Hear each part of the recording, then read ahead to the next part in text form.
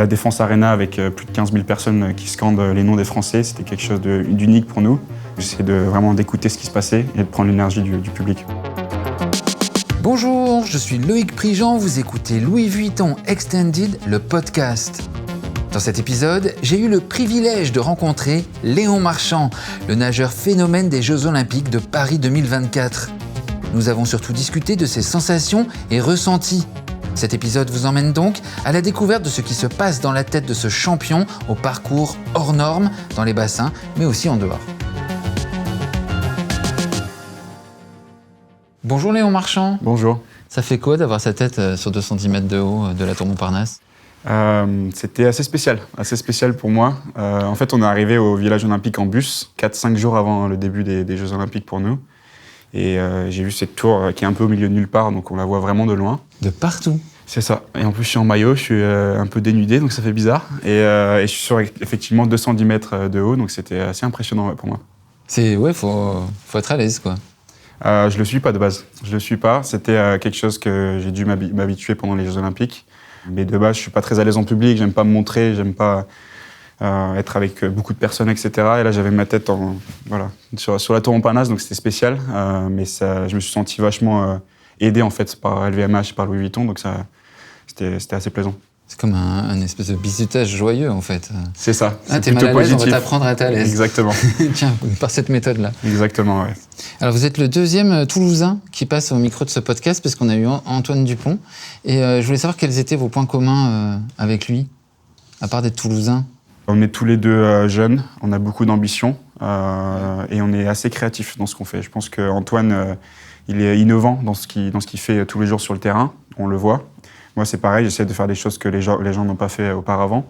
Donc, on est assez créatifs et on a des ambitions assez immenses, j'ai envie de dire. Il n'y a rien qui nous arrête, on est confiant et on essaie d'innover dans nos secteurs. Ouais. C'est-à-dire compétitif, c'est ça ? Ouais, alors après, c'est très différent parce que lui, il a vraiment un esprit d'équipe très marqué. Moi, la natation, derrière le plot, je suis tout seul. Donc, il y a une vraie différence entre les deux disciplines, mais au final, il y a pas mal de valeurs qu'on partage. Est-ce que vous vous souvenez de la première fois où vous avez senti que l'eau était votre élément ? Ouais, je pense que je l'ai senti assez tôt. J'ai commencé à nager quand j'avais 6-7 ans. Mes parents ont toujours baigné dans la piscine. Mes 2 parents sont olympiens, donc c'était assez facile pour moi de rejoindre le bassin. En fait, moi, je me sens bien sous l'eau, surtout. Dans toutes les parties sous-marines, il y a un silence que j'adore, il y a une glisse qui est assez unique. Et je pense que mon corps est fait pour ça, parce que j'ai très peu de résistance par rapport aux autres. Et du coup, je me sens bien sous l'eau et je le travaille depuis maintenant plusieurs années pour essayer d'être performant sous l'eau, parce que c'est là où on va le plus vite. C'est assez naturel pour moi. Ça veut dire quoi, très peu de résistance ? Très peu de résistance, c'est-à-dire que je vais glisser plus que les autres. Comment ça se fait ? Je sais pas, j'ai envie de dire merci papa, merci maman pour ce corps qui n'est pas forcément le corps d'un sprinter, beaucoup de musculation, etc. C'est pas tout ça, c'est vraiment... je suis très fin dans l'eau. Et je me rappelle qu'on avait fait des tests où on nous tirait avec un câble pour faire un 50 mètres sous l'eau. Et moi, je devais ne pas bouger. Et j'étais un des plus rapides alors que je n'avais rien fait. C'était vraiment en fonction de mon corps qui se profile bien sous l'eau. Donc c'est assez spécial. Ouais, c'est pas mal d'avoir pas de résistance, une qualité. C'est clair. Et en 2020, vous êtes parti rejoindre Bob Bowman aux États-Unis. Comment est-ce que ça s'est fait, cette rencontre ? Alors, mon père a nagé aux États-Unis en tant que professionnel en fin de carrière, quand je suis né en 2002-2003.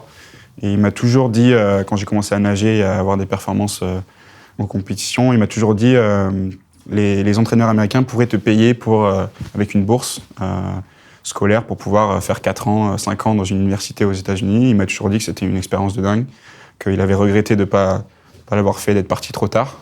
Donc en fait, dès que j'ai eu des performances au championnat du monde junior, je crois que j'ai fait 3e au 400 mètres 4 nages en 2019, j'ai décidé d'envoyer des mails à des universités aux États-Unis. Donc j'ai fait mes recherches et au final, Bob Bowman, donc l'entraîneur de Michael Phelps, a entraîné à Arizona State, à Phoenix.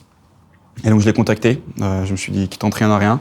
Et il a répondu au bout de 5-10 minutes. Sérieux ? Vraiment, ouais. Et j'ai vu le mail, il était hyper intéressé, il avait regardé mes courses avant. Et cette nuit-là, j'ai pas beaucoup dormi parce que j'étais très excité. J'étais déjà parti aux États-Unis, je pense. Et du coup, j'ai préparé mon départ après Tokyo, en 2021. Et c'est quoi les différences de comportement, ou c'est quoi la différence entre faire du sport en France et faire du sport aux États-Unis ? Alors moi, je suis parti pour faire mes études en même temps que mon sport. C'est assez compliqué de le faire en France, c'est possible, mais c'est seulement sur des filières particulières. Et moi, j'avais essayé en France et franchement, c'était pas facile d'enchaîner 2 entraînements dans la journée, d'avoir des compétitions tout le week-end où on rentre le dimanche soir, on n'a pas vraiment envie de faire des devoirs. J'ai raté pas mal d'examens, etc. Donc je suis parti aux US et c'est vrai que c'est hyper adapté. Il y a beaucoup d'importance pour le sport, il y a des bourses justement. Et tout simplement, l'emploi du temps est aménagé. Les professeurs savent que je vais partir en compétition, que je serai peut-être pas tout le temps là. C'est hyper adapté. Donc je suis parti pour ça de base. Mais c'est vrai que le sport aux États-Unis, c'est encore une autre mentalité. On n'a pas peur de dire qu'on a envie de gagner. Il y a beaucoup de confiance qui s'est créée là-bas pour moi. Et ça nous pousse vraiment vers le haut. Il y a aussi une différence, j'imagine, entre le comportement des entraîneurs français et d'un entraîneur américain. Ouais. Alors les entraîneurs américains sont très engagés dans ce qu'ils font. Par exemple, je prends l'exemple de Bob Bowman, mais il y a des séries des fois à l'entraînement où je le vois courir au bord du bassin. Enfin, c'est sa vie. Il est vraiment engagé à fond dans ce qu'on fait. Il fait pas semblant, quoi. Il fait pas semblant. Il contrôle tout ce qu'on fait. Il observe vachement. Il est très attentif. Et en fait, aux États-Unis, on a une règle universitaire qui fait qu'on n'a pas le droit de faire plus de 25 heures par semaine, parce qu'on a les cours à côté. Et du coup, c'est très intense, parce que du coup, les 2 heures, il les remplit bien. Et on n'a pas beaucoup de récup, on enchaîne, c'est très difficile. C'est quoi le premier truc qu'il vous a dit quand vous avez vraiment commencé ces premiers entraînements ? La première chose qu'il m'a dit, parce qu'on a fait un rendez-vous la première semaine que je suis arrivé aux États-Unis, c'était un peu dur pour moi parce que c'était très intense. Je devais être plus concentré en cours pour écouter une nouvelle langue, nouveaux copains, enfin tout en fait. Donc à 17h, à chaque fois, j'allais me coucher, c'était fini la journée pour les premiers mois. Et je l'ai rencontré donc la première semaine et on a beaucoup parlé. Et une des choses qu'il m'a dit, c'est j'ai envie de t'amener jusqu'à Paris. Donc ça, c'était assez fort et du coup, on a fait le chemin ensemble. L'objectif, quoi, tout de suite. Ouais, parce que je pense qu'il savait qu'il allait avoir une ferveur en France. Il adore la France. On parle très souvent des pâtisseries, de la culture française, qu'on n'a pas forcément aux US d'ailleurs. Donc il a toujours adoré le projet. Et d'ailleurs, il est venu avec moi jusqu'à Paris, donc c'était cool. C'est quoi les qualités mentales qu'il faut quand on est à ce niveau-là de sport ? C'est beaucoup de travail, de rigueur. En fait, aux États-Unis, on va pas vraiment vous pousser à nager vite. Il faut être autonome. Si on a envie de nager vite, il faut travailler très dur, mais il n'y a personne qui va vous pousser à le faire. Donc moi, je pense que je l'ai eu dès le début. C'est assez naturel parce que j'ai envie de gagner aux compétitions, par exemple à Paris. Donc tous les jours, j'essaye d'y penser et de me pousser au maximum. Mais c'est beaucoup de souffrance, en fait. C'est beaucoup de souffrance parce que pendant 4 ans, on prépare une course qui va durer quelques minutes, où on peut perdre à quelques centièmes. Donc c'est très, très difficile. Ouais, il faut être obsédé, mais c'est... Être obsédé. Et en même temps, moi, j'ai besoin d'avoir un équilibre, de ne pas penser seulement à la natation parce que justement, c'est très difficile mentalement. C'est pour ça que j'ai mes cours à côté, que j'ai des potes et que j'essaie d'être un étudiant normal, même si c'est compliqué. Mais c'est pour ça que j'arrive à perfer en ce moment, c'est parce que j'ai un bon équilibre. Ah, parfait, c'est pas mal comme verbe. Parfait, ouais. Ah ouais, je perds, tu perds. J'aime bien, je le retiens. Et comment vous vous concentrez avant vraiment la compétition ? Les minutes avant, l'heure avant, le jour avant ?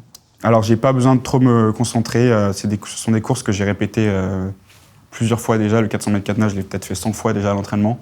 Donc, je sais exactement l'enchaînement que je vais avoir. Je sais exactement le nombre de mouvements que je vais faire, le nombre d'ondulations, le nombre de... J'ai un peu tout en tête déjà. J'ai pas besoin de me concentrer pour l'exécuter.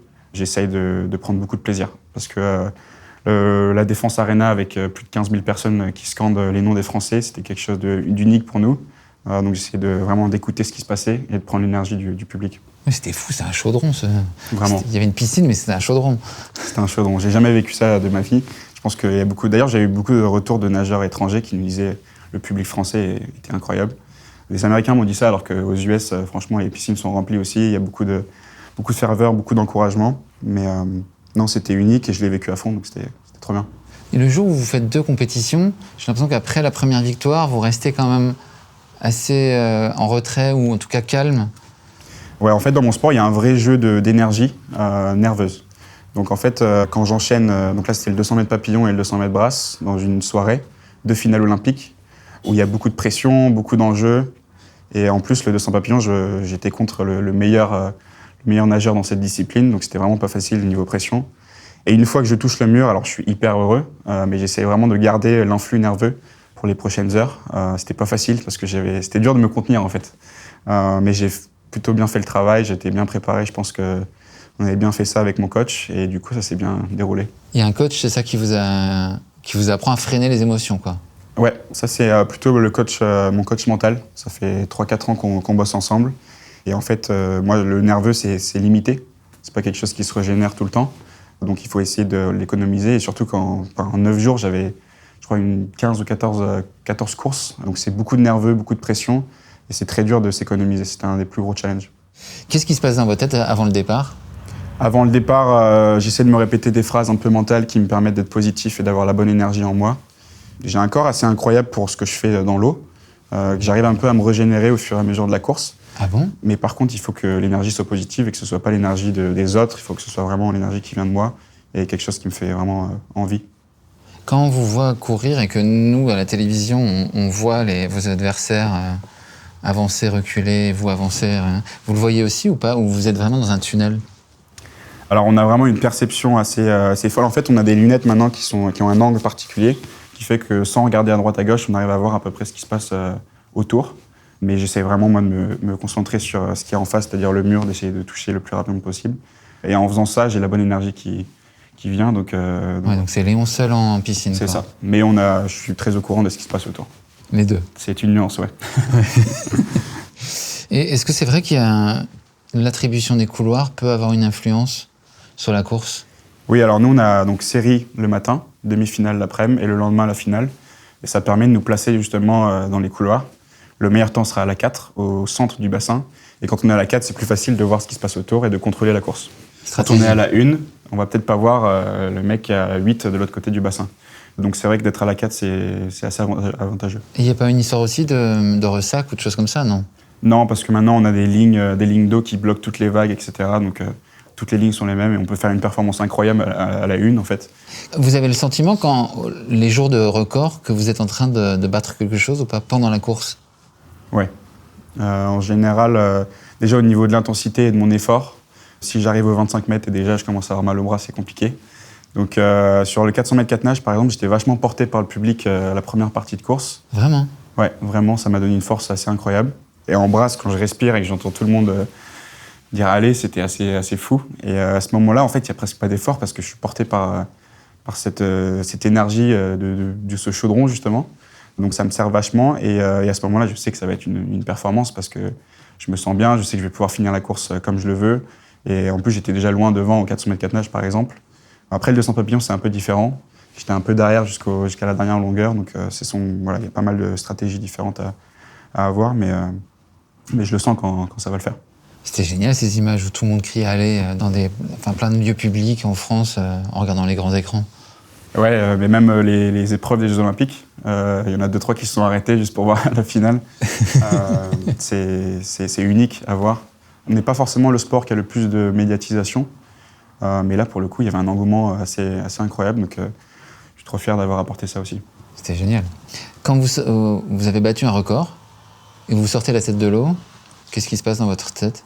C'est quoi l'énergie à ce moment-là ? Là, c'est un moment où, en général, je pense à tout ce que j'ai fait avant. Parce qu'il y a eu des hauts et des bas dans ma carrière. Donc c'est le Beaucoup flashback de travail, folie. flashback. Je me rappelle que quand j'ai battu le record du monde de Michael Phelps l'année dernière, c'était vraiment ça. J'ai touché le mur et j'ai pris le temps avant de regarder le tableau avec les temps parce que je savais que j'avais battu le record, mais j'ai envie de profiter au max parce que c'est des moments hyper rares pour nous, les sportifs. On a très souvent la tête dans le guidon, toujours à travailler très dur, à essayer de perfectionner ce qu'on fait. Donc des moments comme ça où les gens sont contents, on voit la joie dans leurs yeux, c'est vraiment assez unique pour nous, donc on essaie de profiter au maximum. Et vous pensez à qui ? Je pense à tous les gens qui m'ont aidé. Je ne suis pas tout seul. Même si je suis tout seul dans l'eau, il y a beaucoup de personnes derrière moi. Mes coachs, ma famille qui me supporte vachement tous les jours, mon petit frère, mon avocate, tout mon cercle assez proche qui m'aide tous les jours. Donc c'est un moment joyeux, quoi. Ouais, ça tue, c'est trop bien. Vous êtes parti favori ? Est-ce que c'était un avantage ou un inconvénient psychologiquement et tout ça ? Je pense qu'il y a 2-3 ans, j'aurais eu du mal à être favori et à réussir à faire une performance le jour de la compétition. Je pense que je l'ai appris aux États-Unis. Ah, il y a 2-3 ans, vous pensez que ça aurait été Mentalement, c'était un poids, je pense. Ouais. Je l'ai vraiment appris aux États-Unis d'arriver, d'être favori et de prendre plaisir à ce moment-là et de rester soi-même. C'est une confiance qui s'est créée au fur et à mesure, c'est pas d'un coup. Mais je remercie mon coach mental, mon coach aussi aux États-Unis parce que après, la mentalité est aussi différente et quand on arrive là-bas, tout le monde a envie de gagner, donc c'est un peu différent. Et je pense que maintenant, je suis arrivé en favori et j'avais envie de prendre du plaisir, de continuer comme ça. Donc un truc de confiance en soi, quoi. Ouais, je pense. Alors forcément, c'est un poids parce qu'il y a plus d'attentes, ouais. Mais on peut s'en servir positivement ou négativement et là, je l'ai plutôt bien fait. Moi, j'avais vachement peur de l'échec. J'avais peur de ne pas bien faire, de ne pas être parfait, de ne pas faire ce genre de choses. Et ça, c'est la pire énergie qu'on puisse mettre dans son corps. Donc ça marche pas. Et surtout, ça peut marcher sur quelques années, mais sur du long terme, c'est très compliqué. Et surtout, faire les choses pour soi. Donc voilà, et j'ai réussi un peu à dompter cette peur de l'échec en me disant qu'en fait, j'arrive 4e. Qu'est-ce qui va se passer dans ma vie? Pas grand-chose. J'ai mes projets à moi dans ma vie, j'ai pas besoin de ça. Et voilà, je passe à autre chose. Vous étiez déjà quintuple champion du monde avant les Jeux. Après les Jeux, vous devenez Beyoncé. C'est pas facile au début. La 2e semaine à Paris, vraiment, c'était assez... je me suis vraiment rendu compte de ce qui s'était passé. Et ça arrivait d'un coup pour moi. Donc pas facile au début. Et au final, en fait, tous les gens que je rencontre, les gens qui veulent des photos, les gens qui me remercient, c'est des gens bienveillants. C'est de l'énergie hyper positive. Il n'y a aucun manque de respect. C'est hyper gentil. Donc je le prends et je le garde avec moi. C'est vraiment... Je le fais à cœur joie. Donc non, je le vis bien.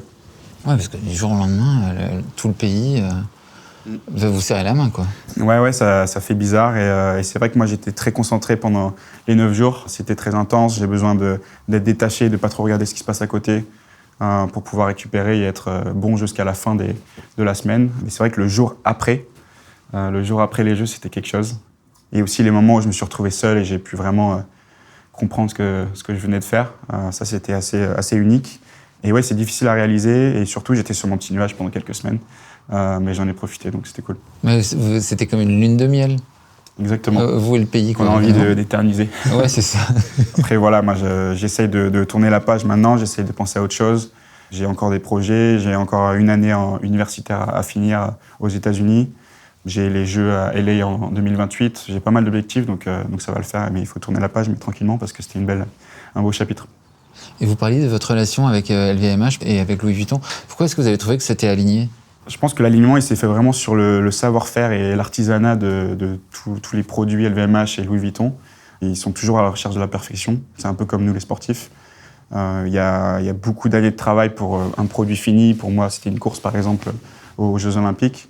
Beaucoup de rigueur et voilà, essayer de vraiment avoir le produit parfait à la fin. Et j'ai beaucoup aimé le lien qu'ils ont fait en fait entre la fashion et le sport. Ça m'a beaucoup parlé. Moi, j'étais très loin de tout ça. Dans notre monde sportif, on est assez décalé.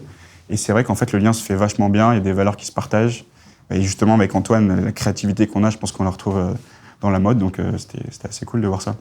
Du coup, vous commencez à vous intéresser à la mode? Ouais, vachement. Depuis 1 an, je pense que je regarde de plus en plus les défilés, ce genre de choses. Et surtout, je commence à aimer porter des choses qui me vont bien, où je me sens bien dedans. Donc, c'est un changement, ouais. On va vous voir sur les défilés? Ça, je sais pas encore, on verra. Mais ça vous dirait ou pas? Ouais, pourquoi pas. Ouais, pourquoi pas. C'est quoi vos goûts culturels quand vous vous entraînez pas? Alors moi, je suis très branché musique. J'adore la musique. J'écoute la musique toute la journée. En ce moment, j'ai plus une période où j'écoute de la musique électronique, plus de la house, etc. Mais j'ai beaucoup écouté de rap français, de rap américain. Et surtout, j'ai adoré pouvoir comparer un peu ce qu'écoutaient mes potes en France et mes potes aux États-Unis. Mais j'écoute la musique tout le temps, donc ça, ouais. Avec ce palmarès complètement hallucinant, c'est quoi les rêves qui vous restent? J'ai encore beaucoup de rêves, que ce soit des voyages, que ce soit des expériences, rencontrer des gens, etc. Et surtout des trucs professionnels aussi après ma vie de nageur. Mais je pense que dans la natation, en tout cas, il y a encore des records du monde à aller chercher, il y a encore des compétitions où j'ai envie de faire des belles performances. Et voilà, il y a encore pas mal de choses à voir. J'aimerais bien aussi changer un peu de discipline, faire un peu plus de nage libre, un peu moins de papillons et de brasses, par exemple. Il y a pas mal de choses que je peux essayer de me préparer. Donc, de se renouveler encore, quoi. Exactement. J'ai toujours besoin d'avoir un changement. Je ne peux pas faire ce que j'ai fait l'année dernière. J'ai besoin de changer et de faire des nouvelles choses. Alors, la semaine prochaine, c'est la Fashion Week. Et ça va être la 30e année que je la fais. Est-ce que vous pouvez me motiver? Parce que c'est dur. Franchement, c'est dur. C'est physique, c'est chaud. C'est que du positif, en vrai. Je ne vois pas pourquoi je dois vous motiver pour ça. Je pense que c'est nouveau déjà chaque année, j'imagine. Ouais, ça c'est vrai. Enfin, moi, du coup, j'ai regardé un peu les défilés de Pharrell. Et c'est des choses qui m'ont marqué, vraiment, avec l'univers qu'il avait créé, etc. Donc je sais pas, prenez beaucoup de plaisir parce qu'il y en a beaucoup qui aimeraient être à votre place, je pense. Oui, c'est clair. Merci beaucoup, Léon Marchand. Très bien d'avoir pris le temps. C'est un emploi du temps de ministre, là, que vous avez? Un peu, c'est ça. C'est minute par minute, c'est ça? C'est intense, ouais. Très bien. Merci beaucoup. Merci. Je crois que cette lune de miel de Léon Marchand avec la France entière après ses performances pendant Paris 2024, elle est bien réelle et elle est encore là. J'ai appris un nouveau verbe, parfait, que je vais tenter d'employer à la perfection. Et je crois qu'il m'a assez motivé pour y aller, croire en ses capacités, y avoir de l'ambition. Et j'espère qu'il vous a communiqué ça aussi. Merci d'avoir écouté cet épisode du podcast Louis Vuitton Extended. On se retrouve bientôt pour de nouvelles histoires en compagnie de personnalités visionnaires. Vous pouvez trouver tous les épisodes sur vos plateformes d'écoute préférées comme Spotify ou Apple Podcast. Pensez à vous abonner au podcast pour recevoir les notifications, comme ça vous ne loupez aucun épisode. Et on se retrouve très vite pour un nouvel épisode de Louis Vuitton Extended.